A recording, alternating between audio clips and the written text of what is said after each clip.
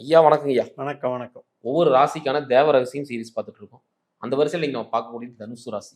தனுசு ராசினாலே ஒரு ஆன்மீக ராசி. அவ்வளோ பெரிய விஷயங்கள் இருக்கு. இந்த தனுசு ராசியில் பிறக்கணும் அப்படின்னா ஒரு புண்ணியம் பண்ணியிருக்குன்னு சொல்லுவாங்க. அதே மாரி இந்த தனுசு ராசி என்ன சொல்ல வருது? 2வது இதோட தேவ ரகசியம். அருள் ராசி. ம். அதே மாதிரி பொக்கிஷம். உலகத்திற்கே கஜானா. அதுதான் தனுசு. அப்பேற்பட்ட குரு பகவானுடைய ராசி அப்படின்றதுனாலும் இந்த உபய ராசி என்ற தத்துவம் இருக்கிறதுனால இது வந்து மாறக்கூடிய ராசி.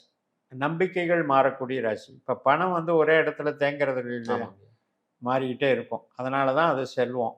ஸோ அது மாதிரி இவர்களுடைய நிலைப்பாடுகள், இவர்களுடைய தாட் ப்ராசஸ், இவர்களுடைய வாழ்க்கை தடத்தில் வந்து நிறைய decision making changes, mind changes இதெல்லாம் பண்ணிகிட்டே இருப்பாங்க. ஆனாலும் அது எல்லாம் முன்னேற்றத்துக்கு தான். சமுதாய முன்னேற்றம், ஆன்மீக முன்னேற்றம், சுய ஒழுக்க முன்னேற்றம். அப்போ போதனா மார்க்கம், போதனை பண்ணுவதற்கு வாத்தியார் வேலைன்னு நான் அடிக்கடி சொல்லுவேன். அதுக்குண்டான அமைப்பு தனுசு. நோக்கத்தை நிறைவேற்றி கொடுப்பவர். அதனால தான் வில்லம்பு. அந்த வில்லம்பு இலக்கை நோக்கி போகிறது. யுத்தகலம்னு அந்த ராசிக்கு ஒரு பேர் உண்டு. இப்போ போர் சூழுது, யுத்தகலம் அப்படிங்கிறதும் ஒரு இது உண்டு. யுத்தத்திலையும் அதுதானே, நோக்கத்தை நம்ம வெற்றி பெறணும் அப்படிங்கிறதான யுத்தமும் சொல்லுது. வாழ்க்கை யுத்தத்தில் ஜெயிப்பார். சிறப்பு, அருமை ஐயா. இப்போ இந்த ராசி நேயர்கள் இருக்காங்க, இவங்களோட பலவீனம்னு எதை பார்க்குறீங்க? அதாவது இப்போ தாயார் ஸ்தானமாகட்டும், அதே மாதிரி சொந்த ஊராகட்டும், இதில் வந்து இவங்களுக்கு கொஞ்சம் மைனஸ் இருக்கு. சொந்த ஊரில் பேர் வாங்க முடியல. ஒரு கலைஞன் இருப்பான், நல்லா பாடுவான், அல்லது நல்லா வந்து ஒரு மேளக்காரர் இருக்காருன்னு வைங்க, உள்ளூர் மேளம் விலை போகாதுன்னு சொல்லுவாங்க. அந்த மாதிரி ஒரு கலைஞன்னு எடுத்துக்கோங்களேன். அதை வந்து அந்த உள்ளூரில் வந்து அதை தட்டி கொடுத்து அதை ஊக்கம் பண்ணி அவங்களுக்கு வேண்டியதை செய்யணுன்ற அந்த மனப்பான்மை இருக்காது. அதே மாதிரி தாயார் ஸ்தானம். இந்த தாயார் ஸ்தானத்துலேயும் அது வந்து இவங்களுக்கும் அவங்களுக்கும் வந்து தாயார் கூட செய்வாங்க, எவ்வளவோ செய்வாங்க. ஆனால் அந்த ராசி ஒத்து போகிறதில்ல. லக்குன்னு சொல்கிறோம் இல்லையா, அது ஒத்து போகிறதில்ல. அதனால் உள்ளூரும் தாய்மனை பூமி வீடு வாகனமும் நிலையாமல் போகிறது தான் இவங்களுக்கு பலவீனம். பலம் எதை பார்க்குறீங்க? பலம்னு எடுக்கும் பொழுது இவங்களுடைய 2ஆம் இடம். இந்த 2ஆம் இடம் என்பது காலச்சக்கரத்துக்கு 10ஆம் இடம்.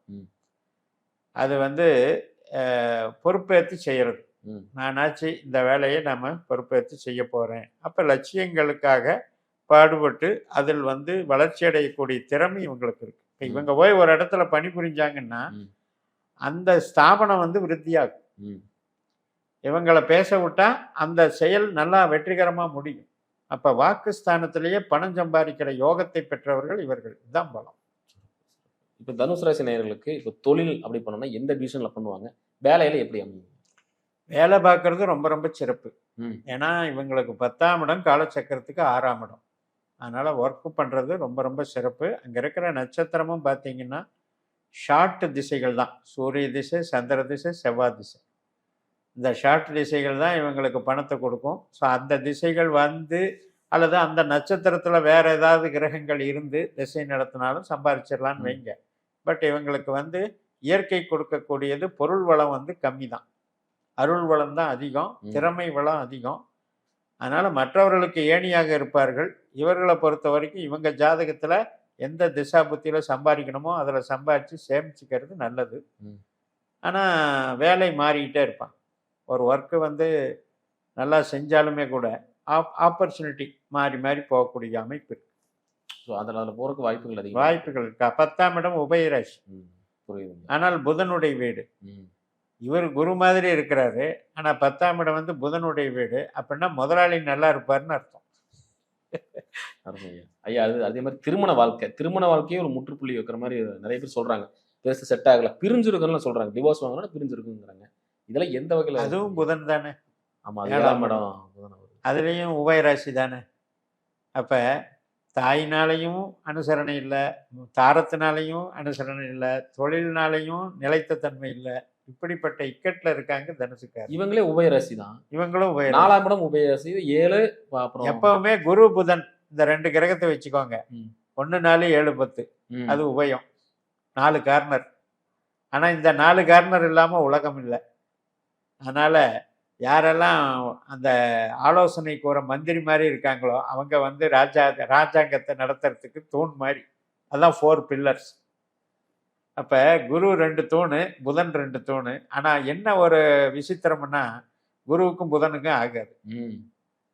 அதுதான் ஒரு விசித்திரம். அதனால் என்ன ஆகும் அப்படின்னா கருத்து ஒரு வேற்றுமை இருக்கிற மனைவி தான் அங்கே அமையறதுக்கு வாய்ப்பு. அதே மாதிரி 7ஆம் வீட்டில் இருக்கிற நட்சத்திரம் எடுத்துக்கிட்டிங்கன்னா ராகுவும் குருவாக வருது. குரு அமைஞ்சவங்களுக்கு ஓரளவுக்கு பரவாயில்ல. புனர்பூசம், அதாவது யாருக்கு புனர்பூசம் அமையும்னா பூராட 2ஆம் பாதத்துக்கு மேலே பிறந்தவங்களுக்கு தான் குருவனுடைய புள்ளி விழுகும் மனைவி. அவங்களுக்கு சாந்தமாக போயிடும். அதே ராகுனுடைய புள்ளியில் திருவாதிரையில் விழுகிற மனைவி அமைஞ்சிட்டா இவங்க ஒருவேளை கேதுவில் பிறந்திருந்தாங்கன்னா சிக்கல் தான். மூலத்தில் பிறந்திருந்தா சிக்கல். மூலத்தில் பிறந்திருந்ததுன்னா செவ்வாயும் வந்துடுவார், ராகுவும் வந்துடுவார் 7ஆம் இடத்துல. எதிரும் புதிருமா தான் இருக்கும். ஆமாம், செவ்வாய் என்ன பண்ணோம், அது அடக்கத்தான் பார்க்கும். அது ஒரு டாமினேட் பண்ணிகிட்டு இருக்கும். ராகு என்ன பண்ணோம்னா ஓவராக வந்து அதனுடைய அதிகாரத்தை நோக்கி போயிட்டுருக்கும். அதாவது சரிகட்டு ஓடும் குதிரையை போல் ஓடும். அது பின்னால் இவங்க ஓடி சமாளிக்கிறது கஷ்டம். பொருளாதாரம் அதான் இவங்க முதலே சொன்ன மாதிரி உபயராசியாக இருக்கிறதுனால ஒரு இடத்துல ஸ்டிக் ஆன் பண்ணிட்டு அதை படித்த தொழிலை ரெடி பண்ணி கொஞ்சம் கொஞ்சமாக சேமித்து பொருளாதாரத்தை வளர்த்துக்கிறது நல்லது. ஏனென்றால் அந்த 3 கிரகங்களுமே திசைகள் கம்மி வருடம் தான். சூரிய திசை, சந்திர திசை, செவ்வாய் திசை. கிட்டத்தட்ட ஒரு 25 வருஷத்துக்குள்ள அந்த லைனப்லேயே வந்துடுது. இப்போ மூலத்தில் பிறக்கிறவங்களுக்குலாம் லேட் ஆகும். ஏன்னா இடையில சுக்கர திசை போயிரும்ல. சுக்கர திசை 20. ஆமாம், 20-25 வயசுக்கு மேலே போயிடும். அதுக்கப்புறம் மிடில் ஏஜில் சம்பாரிச்சுக்கலாம். ஒருவேளை இவங்க உத்தராடத்தில் பிறக்கிறாங்கன்னு வைங்க, அப்போ புள்ளி மாறிடும். அப்போ என்ன ஆகும்னா அந்த மாதிரி பிறக்கிறவங்க தான் டிபெண்டிங் நேச்சரில் போய் வேலை செய்ய வேண்டி வரும். பெருசாக பணம் சேர்த்த முடியாது. கம்யூனிகேஷன் லைனு, ஒரு ஒரு ஸ்டாஃபாக இருக்கேன், சம்பளம் வாங்குறேன், அந்த அளவுக்கு போயிட்டுருக்க முடியும். பட் பொருளாதாரம் பொறுத்த வரைக்கும் 4 பேர் மெச்சத்தகுந்த பொருளாதாரம் தான் இருக்கும். 2ஆம் இடத்தினால் எனக்கு வந்து ஒரு அந்தஸ்து கிடைக்குது, என் கையில் இருக்கிற பணத்தினால எனக்கு வந்து ஒரு கௌரவம் கிடைக்குது. அந்த அதிர்ஷ்டம் உங்களுக்கு உண்டு. அடுத்து பார்த்து குரு பயிற்சி வரை வருது. ராசி அதிபதி 8ல் போய் மறையிறாரு. அதை எப்படி பார்க்குறீங்க? 7ஆம் இடத்தை விருத்தி பண்ணுறாருன்னு பார்க்குறேன். 7ஆம் இடத்துல இருக்கிற புனர்பூச நட்சத்திரம் 7ஆம் இடத்தை டெவலப் பண்ணுதுன்னு பாருங்க. அப்படி பார்த்தீங்கன்னா பாசிட்டிவ். சரி, அர்த்தாஷ்டம சனி நடக்குது. அப்போ அந்த சனியினுடைய நட்சத்திரத்தில் குரு போவார். அப்படிங்கும்போது அந்த அர்த்தாஷ்டம சனி வந்து வேலைக்கு ஒன்றும் பண்ணாது, தொழிலை பாதிக்காது. குடும்ப உறுப்பினர்கள்லையோ உறவுகள்லையோ ஆரோக்கியத்துக்கோ மட்டும் கொஞ்சம் பார்த்துக்கணும், எச்சரிக்கை. எப்போவுமே 8ல் குரு அப்படிங்கிறது வந்து இருந்த இடத்த வச்சு பலன் பார்க்காம அந்த குரு போகிற நட்சத்திராதிபதி எங்கே இருக்காருன்னு பார்த்தோம்னா, இப்போ அர்த்தாஷ்டம சனி நடக்கிறதுனால ஒரு 4-5 மாதம் சனி நட்சத்திரத்தில் போவார். இப்போ ஜூன் 2ஆம் தேதி மாறி ஒரு 16ஆம் தேதி சனி நட்சத்திரத்துக்கு வந்தார்னா ஒரு அக்டோபர் வரைக்கும், ஜூலை, ஆகஸ்ட், செப்டம்பர், அக்டோபர் 4 மாதத்துக்கு ஒரு சுமை இருக்கும். உறவுகளில் வந்து ஒரு அதிருப்தி மனப்பான்மை இருக்கும். வேலையில் ஒர்க்லோடு அதிகமாக தெரியும். அவ்வளோதான ஒழிய வேற ஒன்றும் பெருசாக 8ல் குருங்கிறது லாஸ் எல்லாம் பண்ணிடுறாரு. சிறப்புங்க. வழிபாடு தான் சொல்லுங்க. அகம் சார்ந்த உறவுகள் சார்ந்து ஆரோக்கியம் சார்ந்து இவங்க பண்ண வேண்டிய வழிபாடு வந்து மகாலட்சுமி வழிபாடு அல்லது கணபதி வழிபாடு, 2யுமே வச்சுக்கலாம். அஸ்வினி மக மூலத்தில் விநாயகர் வழிபடுறதும் பரணிபுரம் போராட்டத்தில் மகாலட்சுமி வழிபடுறதும் ரொம்ப ரொம்ப சிறப்பு. பணம் வேணும், உத்தியோகம் வேணும், தொழில் வளரணும் அப்படிங்கிறதுக்கு மட்டும் சிவபெருமானை பிடிச்சிக்கணும். அதாவது திருவண்ணாமலை அல்லது வந்து பஞ்சபூத ஸ்தலங்கள் இப்படி எல்லாமே எடுத்துக்கலாம். அது வந்து கிருத்திகை, உத்திரம், உத்திராட நட்சத்திரத்தில் சிவன் வழிபாடு பண்ணலாம். ரோகிணி, அஸ்தம், திருவோண நட்சத்திரத்தில் அம்பாள் வழிபாடு பண்ணலாம்.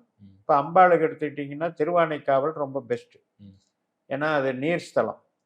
அது மாதிரி பஞ்சபூத ஸ்தலமே பண்ணலாம், தாராளமாக பண்ணலாம். அடிஷனலாக வந்து முருகனையும் வழிபடலாம். சிறப்பு. அற்புதமாக சொன்னீங்க. மீண்டும் அடுத்த காலம் சந்திக்கிறேன். நன்றிங்க.